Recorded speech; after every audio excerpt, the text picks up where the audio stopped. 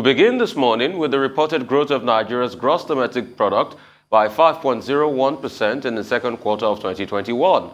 It's the highest economic growth recorded under the Muhammadu Buhari administration in 6 years. The National Bureau of Statistics, in its second quarter GDP report, said 5% growth rate recorded year-on-year was higher than the minus 6.1% growth rate recorded in Q2 2020 and the 0.51% recorded in Q1 2021. The MBS said the GDP figure was indicative of the return of business and economic activity levels to levels prior seen nationwide before the implementation of COVID-19 restrictions. Also, President Muhammadu Buhari has announced a net profit for state-owned petroleum company, Nigerian National Petroleum Corporation, for the first time in 44 years of establishment. The president, who doubles as Minister of Petroleum Resources, said the company made a profit of 287 billion naira last year. This is sequel to the completion of statutory annual audit for the year 2020. The president directed Nigerian National Petroleum Corporation to publish the audited financial statement timely in line with the requirements of the law. He reiterated his commitment to ensure transparency and accountability by public institutions. Sundu, take on these two stories. Well, you know I love a silver lining, so I'm actually really pleased this morning that we're not discussing the usual doom and gloom. Thank God for that, a brief respite and, some little buds of hope here. And yes, it's on the cover of this day that the 5.01% second quarter GDP growth excites Nigerians. I'm not sure how excited Nigerians are because we are not quite feeling the effect yet, but it's a really positive development and we have to congratulate the Buhari administration. Whatever victories, even small ones, deserve to be celebrated. As for NNPC, also, good news. Breaking that long jinx of losses year on year, and now we have a profit being declared. And it's also, I recall Mele Kyari's agenda when he took over the reins at NNPC last year when it was it 2 years ago?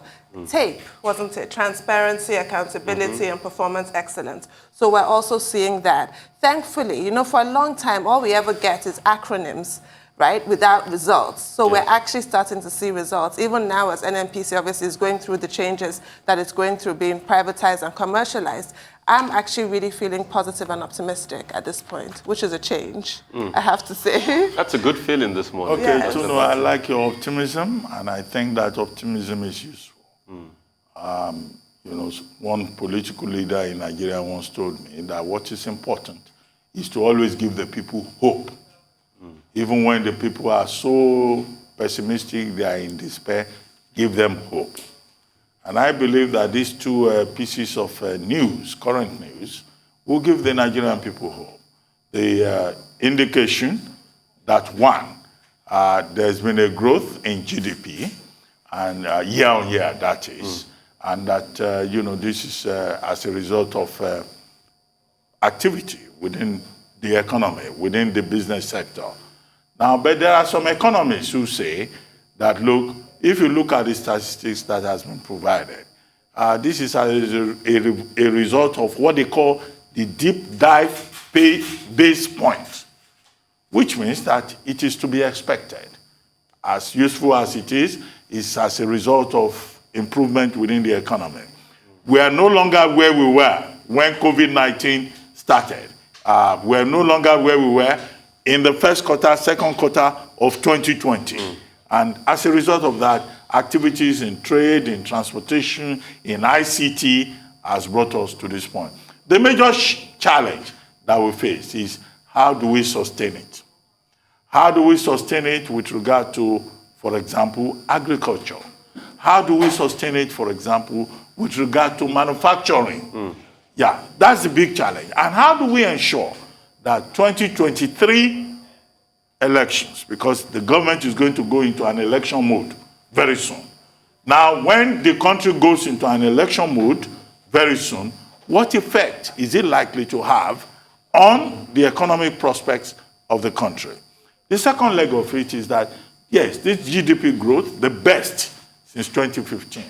I mean, you can congratulate the Buhari administration, you can praise them for celebrating it, but how does it impact on the ability of the average Nigerian to be able to purchase more goods, provide more services within the economy. And we would like to see going forward those steps, those measures that government will take to make sure that, okay, we have managed COVID very well, but we can also secure the future of the Nigerian people.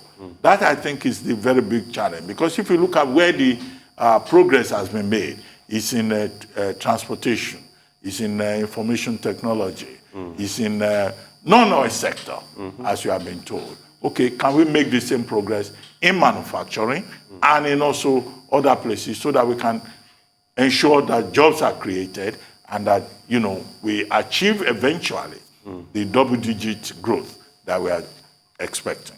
Now, on the question of the NNPC, yes, the NNPC has recorded profit for the first time, we're told, in 44 years. Big congratulations to the administration. But what is this based on? Is it based on importation? Or is it based on domestic production?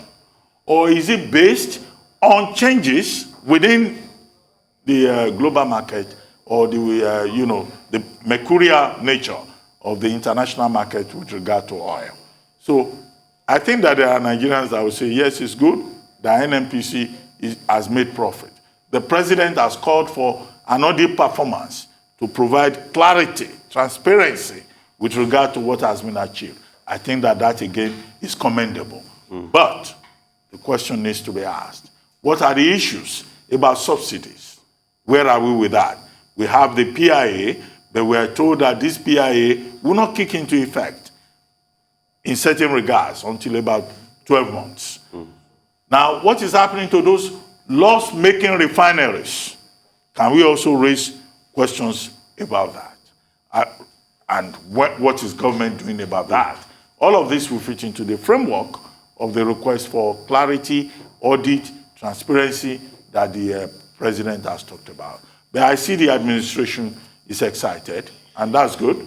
Two big positive stories in less than a week with regard to GDP growth, with regard to the NNPC making profit. There are other issues that we need to look at.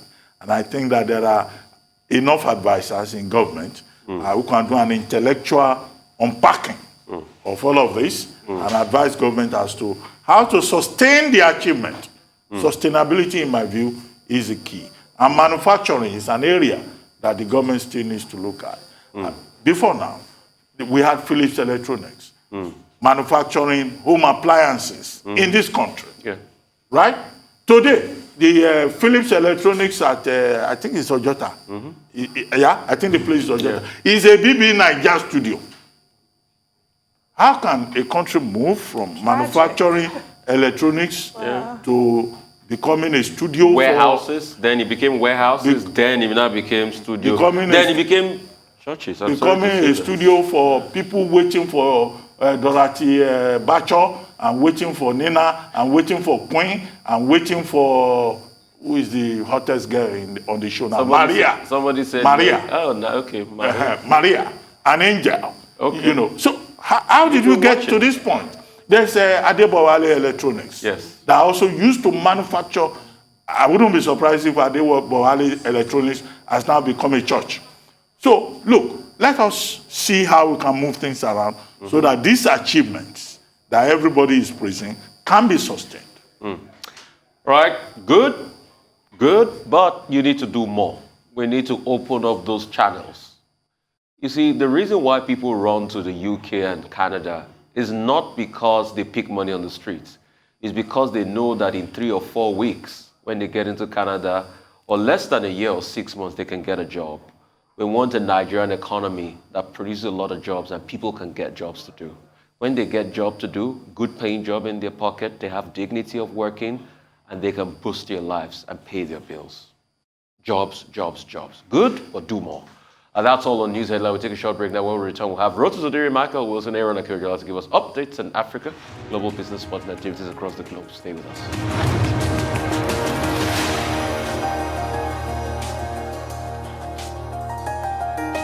Welcome back to the Morning Show here on the Rise News. Our dependable Rotus Adiri is here to give us an African business update. Good morning, Rotus. Good morning, Tundu. Good morning, Rufai. Good morning, Doctor. All right, so let's get into those GDP numbers, shall we?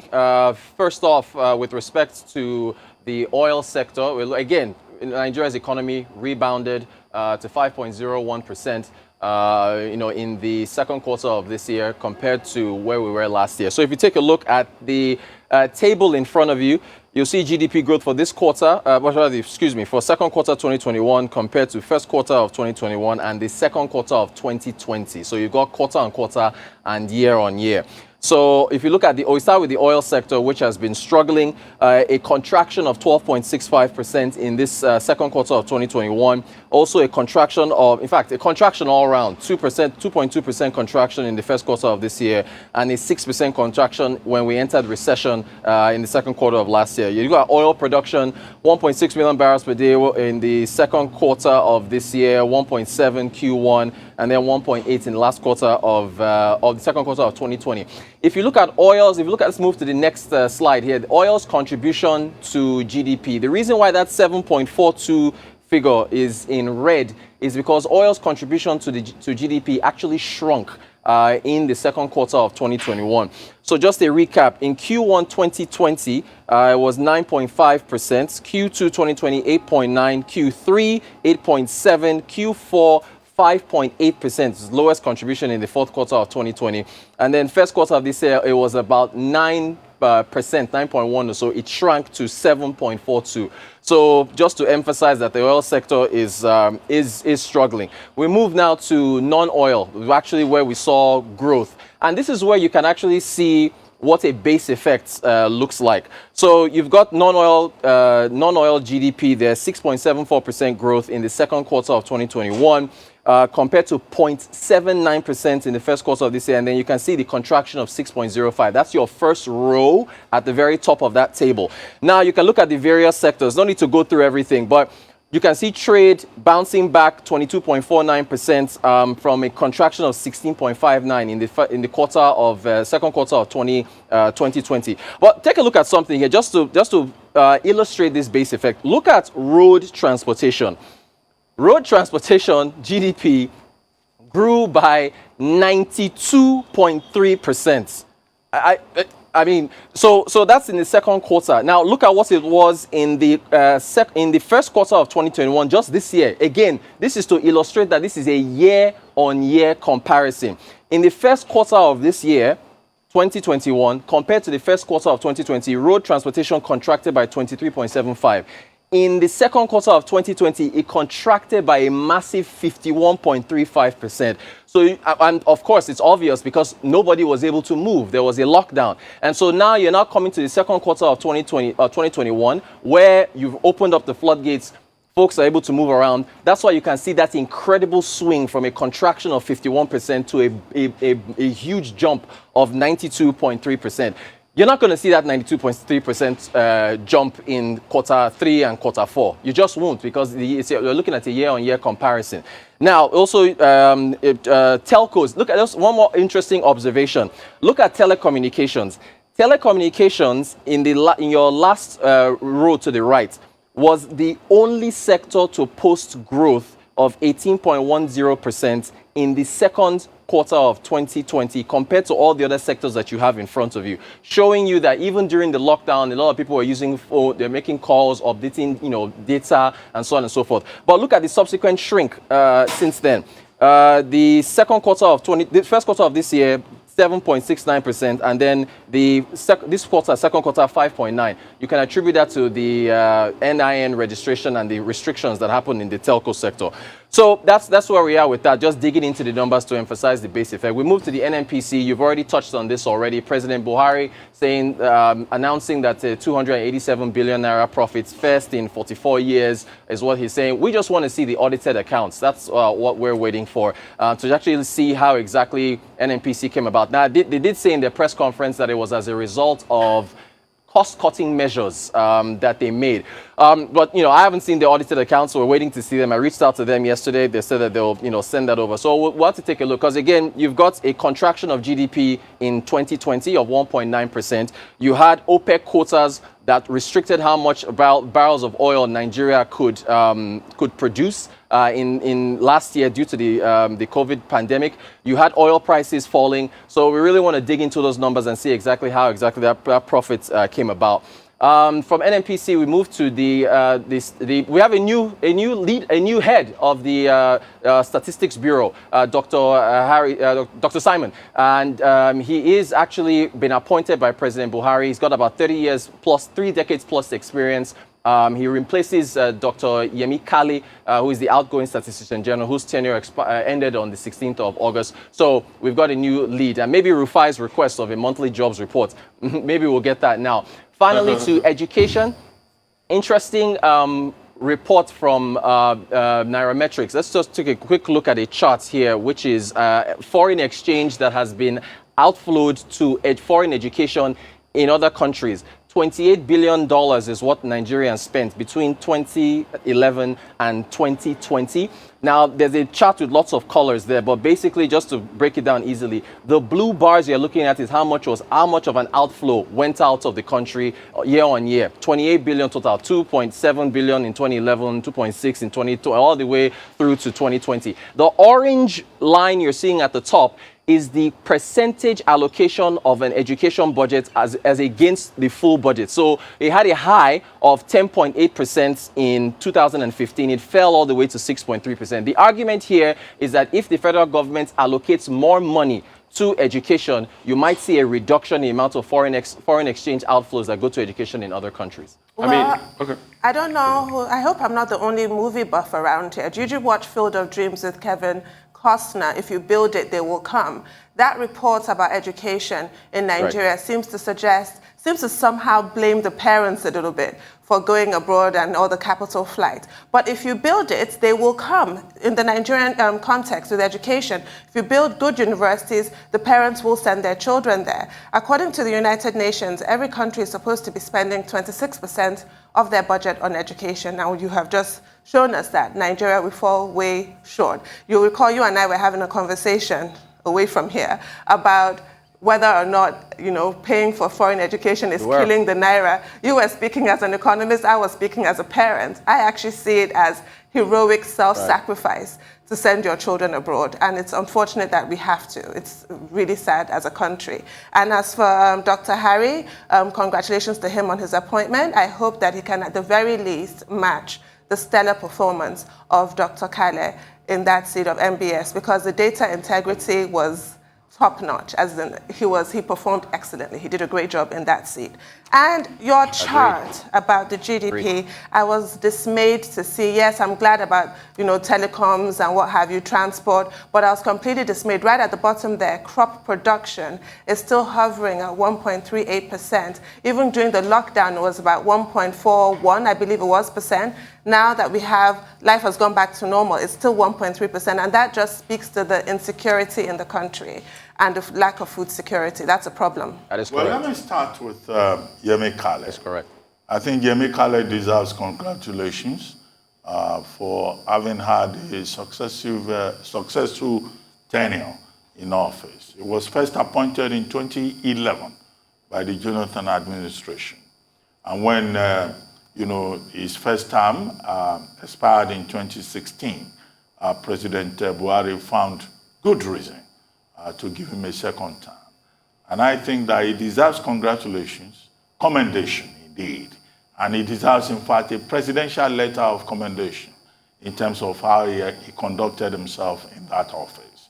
He helped to reform the process of recording data in Nigeria, the data process. And he was very independent, very honest, and quite confident about how he went about his job. You will recall that I worked in the Nigerian presidency as special advisor to the president on media. Sometimes some of those documents come to me first. And I recall 1 year when he brought this report about the state of statistics in different sectors of the economy. And he was very critical of the government. You know, that report was literally putting government down. And after reviewing it, I went to the president and I said, sir, we have to sack this man. He's your appointee. Why is he so negative about this administration? But President Jonathan said, no, leave him alone. He's doing his job. Let us look at the data and see what we can do with the data. And I'm sure that is the same kind of integrity, you know, independent-mindedness that President Buhari saw in him and then decided to reappoint him in 2016. As a rule, I don't trust people who go about with statistics because when I look at the figures, what I look at is the market. What I look at is my pocket. What I look at is the human condition. And oftentimes in this country, you know, I have this attitude that statisticians tend to tell lies. But whatever it is they do in their world with statistics, with data, I think Yemi Kale was very consistent, and it's good that he has had a very good run. Now Simon Harry is taking over from him as head of the MBS and as the statistician general of the country. Well, Dr. Harry is not coming as a rookie. He has been on the job since as far back as 1992. And we just hope that you will be able to sustain the independence, the integrity, the tradition of proactiveness established under Dr. Yemi Kale, with whom he worked. I think that is really very important in my view. So for me, that's a big issue this morning, but you brought the issue again of the growth in GDP. I said earlier that yes, the government can celebrate that there's been growth in GDP, that NNPC is beginning to make profit, but there are other issues. This GDP growth is based on deep base point drive, okay? But in any case, the big challenge in my view is how do you sustain it? How do you grow other sectors? How do you grow manufacturing? How do you sustain growth in agriculture? In the next few months or so, we'll be in harvest season. So we're likely to be told, oh, inflation has gone down a little bit, we're having a good harvest. But it's more than that. What we have experienced, what we're celebrating, is as a result of the fact that, look, last year, the economy was shut down. Since about October last year, the economy had opened up. So the growth that we're talking about is expected. But how do we sustain it? That's the challenge for government and for the agencies of government that work on those issues. Right, okay. I got the time to still make a comment? Yes. Good. Real quickly, Rotos, look at those numbers as regards universities. Look at them critically. When you look at them and see how much we're sending abroad because we can't fix our education system here, those numbers are appalling. 28 billion. That's a sizable portion of money we can spend on our local education system. And this was not always the case. In fact, in the 70s, 80s, Americans used to come to universities here. That was the case. Because we had robust universities that they wanted to go to, and the quality and the standard was high. Things started to plummet after that infamous 79-80 episode. Ali must go. And since then, year on year, the spending of education has reduced. And that's why you can see the first brain drain hit us in 83, 84, 85, leading up to 86, when we started to have currency problems. A lot of our best brains left. And since then, education has been a slippery slope. There's so much potential in education to reflect the economy. When you check the MBS numbers, education growth is very low. So just imagine, Rotus, that if we had fixed our universities, and out of the 28 billion we've taken cumulatively, or out of the $6 billion we put abroad for education in 2020, if we can take $3 billion and put it in education in Nigeria, and let that be the base point for money circulating in the education system, just see the impact that will have on our GDP. And that's the calls for expansion we keep talking about. Agreed. It is shocking that currently our GDP just has 46 sectors that have been highlighted. and that all the receipts are taken on to make up the GDP numbers. How about we expand? Education is an important tool. Scientific innovation, another important tool. So it is for us to look at data like this put up by Nairametric and say, how can we shore up the potential? Because what I'm seeing here is potential. And this is just to America, Rotus. You're not calculating what goes to the UK. That's another amount entirely. No, this is total. This is total. For the past all 10 years. FX. So what they use, Nairametrics use balance of payments for the CBA, Okay, which so is your balance of payments money that comes in for imports and then money that goes out for exports. So that's what for they use. export. So this is total. So just look at the possibility. This is total across the board. That Yeah, using this balance same of money payments, yeah. could do if it was sitting in this economy because of the possibility it brings when you look at those numbers. Those are humongous numbers. Well, I mean, Nigeria tops the list of a report by Business Insider Africa of foreign students in European universities. But I think we should also look at the side of the commitment by President Muhammadu Buhari at the recent Global Partnership Summit on Education, where he said that Nigeria has committed itself to a 50% increase in allocation to education. But the bigger question in relation to that will be, how will the funds be managed to expect the transformation, to achieve the transformation that we expect in the education sector? Because education is the only way in which you can empower, one of the ways in which you can empower your citizens and prepare your youthful population for competition in the future. We need to build a population that does not want to end up as, I don't want to mention some names, as managers of transport union workers or as, leaders of some other shady groups that live their lives on Instagram. But persons with intellect who can compete internationally. That, I think, is a challenge with regard to education. As was the case in this country at a time, a country that produced the brightest and the best in the world. Today we are producing Instagram phenomena. We are producing Naira plunking superstars. We are producing motor park stars who get all the best things in the best part of town, including the best women available. Good heavens. Well, the rise of anti-intellectualism is always sad to see. I don't know about the women angle. Thank you, Rotus. Moving on now to more business updates. Michael Wilson joins us from London. Good morning, Mr. Wilson. Good morning. Everything is really focused on the Jackson Hole Symposium in Wyoming, where America's central bankers have at least got together. I say at least because it used to be a worldwide gathering. It now no longer is because of all the usual reasons, and it is virtual as well, so nobody's actually there. I mean, there's going to be contributions all the way around the world. The question is, how does the Fed actually reverse its easy monetary policy? That's the question which has been hanging over the markets for a long, long time. Thus, Asia market specifics are all Asia Pacific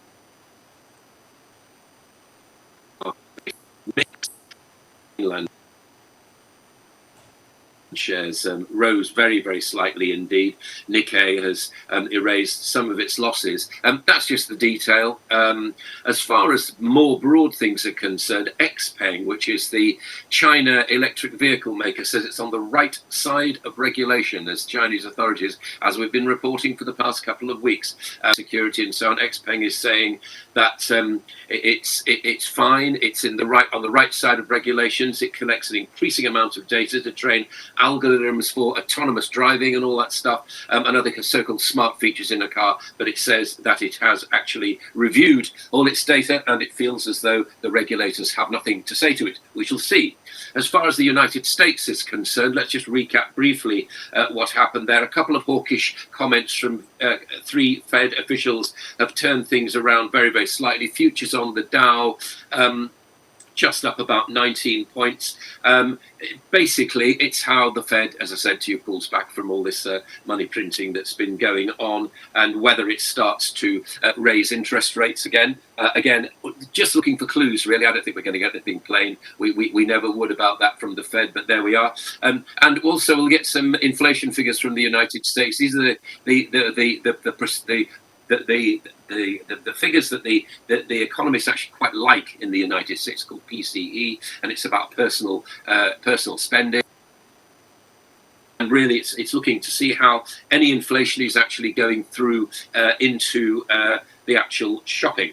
As far as Apple is concerned, here's a major policy change for them. This is to do with a lot of the examination that they've got from the authorities in the United States about competitive practices. And what they're saying is that if companies are in the App Store, they can do their billing separate away from app fees, which tend to be asking quite a lot. The European Union is to start its own investigation into the takeover of ARM by Nvidia. Already, the UK has expressed deep competition worries about that. The EU is now getting involved. As far as the UK is concerned, very, very changing landscape here. Just a quick statistic from this morning: it's lost 83% of its main department stores since COVID, and undoubtedly this kind of data accelerates the need for retailers to think again on whether they actually have department stores or whether they go online. Oil, just the two commodities to come, obviously easing very, very slightly ahead of what's happening in the United States, around about $68 a barrel. And gold, well, again, a lot of safe haven flows into there after the terrible scenes from Kabul airport that we've actually seen there. But it's clearly locked into this wait-and-see mode for what we're going to get out of Jackson Hole. The culmination of that will be Jay Powell's speech later today, which I'll be talking to Reuters about again later in today in the Global Business Report. That is your global view so far this morning. Well, that was quite quick this morning. But very quickly, you mentioned Jackson Hole. What should we expect? Because Jerome Powell, the chairman of the Federal Reserve, is going to give his virtual address this morning. I don't know whether on account of time difference that has happened. And people have raised concerns about monetary policy. The market has been watching. What are we likely to expect? Is the Federal Reserve likely to ease up on its easy approach to COVID-19 and stimulus, which is something that the markets have been very sensitive about? And with regard to Jerome Powell, does he deserve a second term, in your opinion? Democrats are divided on that issue. His tenure expires in February, but the conversation started as far back as the last month. Is he likely to get his second term approved by President Biden and the Senate? And what will be the implications of his reappointment or non-reappointment for the midterm elections in 2022? The second issue that I would like to draw attention to is High Street. High Street has about 237 or thereabout shops that are now empty, abandoned, according to COSTA, the information monitoring arm of the consumer sector in the UK. What are the implications for landlords? What should we expect? Repurposing, or what indeed is responsible beyond COVID for at the risk of exaggeration, what you can call the collapse of High Street? Right, we'll talk about department stores first of all. It's not a collapse of the high street. What's happening is they're changing. They've been changing for a long time. I think the pandemic actually moved up that progression fairly quickly. So it's basically, you're right to wonder about what's going to happen to landlords and so on. I really don't know how they're going to disperse the properties, whether they'll become offices, accommodation, depends where they are. But clearly a great deal of uses, a great deal of changed use has got to be thought through. And it'll take some quite innovative thinking to actually get that underway. I think that change is happening fairly quickly. Retail itself is going online. I mean, we've observed that a lot of time. However, there is still a place for people to shopping because people like to get out of the house, and it's not all about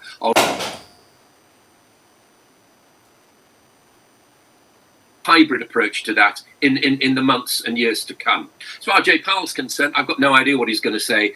He's either going to take the opportunity to make a big important speech tonight, or he's just going to shelter behind the sort of ifs and maybes to all this. There isn't a great deal he can say, quite honestly. As I pointed out earlier in my report, the difficulty is not so much pushing the money out, it's when to withdraw it and how you actually start to deflate the balloon that's actually been blown into for all this printing money over the past 18 months or so.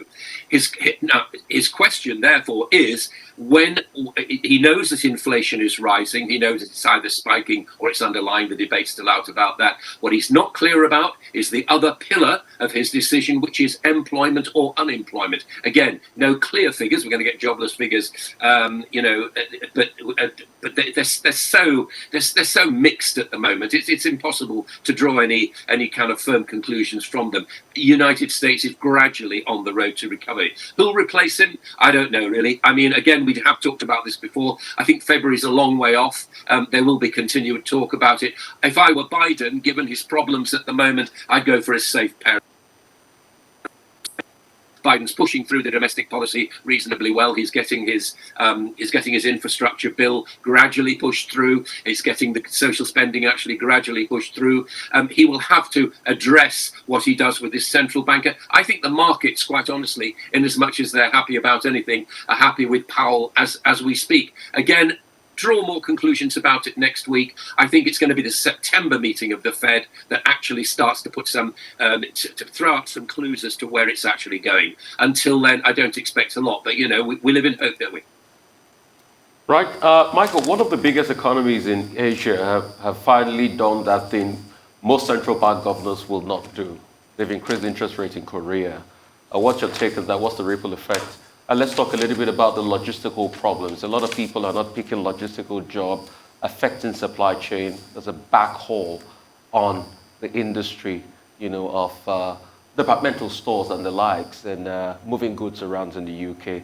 And this is beginning to impact on the economy. This is another headwind that a lot of people did not think will happen, but it's happening now. Supply chains are an incredible headwind on anything. I mean, it's right down to empty shelves on supermarkets. We talked about this yesterday. We've talked about the lorry drivers in this country. There are hundreds and thousands of containers sitting on freight ships doing absolutely nothing as the stick up in docks continues. That's down to infrastructure projects. You know this very well from Nigeria and the problems that you've already talked about over the months about the problems in the ports there. Supply chains are a real problem. The only change that we're seeing is as far as semiconductors are concerned, and again, these are essential little bits of electronic equipment for most things that we actually get now, and it looks like many countries are actually exploring ways of onshoring their production of those because they want to reduce their dependence upon supply chains from countries that may wish to restrict them in the future. So that's the future of that. Again, it's too soon, but it's absolutely right. It's an unfortunate response to economies that are coming much more quickly as well out of the pandemic shutdown than people thought they would. As far as South Korea is concerned, yes, an interest rate rise yesterday, only 0.25%, but then again, 0.25% on a very low level is a big interest rate rise. What did they do there? Well, they're used to acting on their own. It's a big developing powerhouse. I've got no need to tell you about that. Will it give central bank governors, a look in the mirror to be able to say, well, we could do this now? I'm not sure that central bank I hope they don't work like that. Maybe they do. But it's taken this course because of rising prices and because of a property market that was gradually burning far too hot. Again, we'll see. We can measure the results. It takes one, doesn't it? We'll take a look, see what happens in South Korea. And if it works, it works. And then I think you'll find there's an inevitability about other central banks joining in as well. But again, we've got to wait till see the Fed's the big one. And it's really what the mood music about that is, sorry about the phrase, that we're going to see in the next few weeks. Well, Michael, I know you don't like to comment on politics, but I don't know whether you'll be tempted to make a comment on what the Daily Mail UK this morning describes as the tragic price of surrender in Afghanistan, with the kind of massacre, the chaos, the suicide bombing that we witnessed yesterday. How do you think that would have a greater effect? Maybe perhaps there's a linkage with economy and global security. I'd prefer to wait for that question. I don't like talking about politics. You're right there, because it's not my favoured subject. However, those seems terrible. No question about that. And you've covered all that in your general news. I think the question is, who are the Taliban, and what do they actually want? Are these just little chiefs, very, very serious, very, very serious indeed in their intent? But what do they want? Do they want to join in with the general system that we are in now? Where does China stand in all this? And where does Russia stand in all this? Because again, those are the powers really that we need to talk to, because the whole of the world needs to find out about Afghanistan and needs to find out what the Taliban actually want. Are they simply a terror organization that exists for itself, or have they changed? Have they changed into wanting to be a significant power in the world? They can do what they like with terrorist atrocities. I think most people would agree that real power comes from joining economies together. It doesn't come from the occasional bomb, however horrific these attacks actually are. It comes from joining in and having a powerful voice. Afghanistan's assets are mostly abroad. It has its illegal narcotics trade. It's got its illegal customs duties. All those things, to me, point towards an economy that's looking in towards itself. We shall have to see. I can't answer your question. All I know is that it provides some good headlines, like the one in the Daily Mail about surrender and all the rest of it. I think the truth is far more complex than that. It may have been a surrender. I don't know. I wasn't there. I don't have access to all the sources, and nor does anybody else. We have to wait to see, what is the Taliban for? That's the crucial question. Thank you very much, Michael Wilson. Amazing question. We all know what the Taliban is for.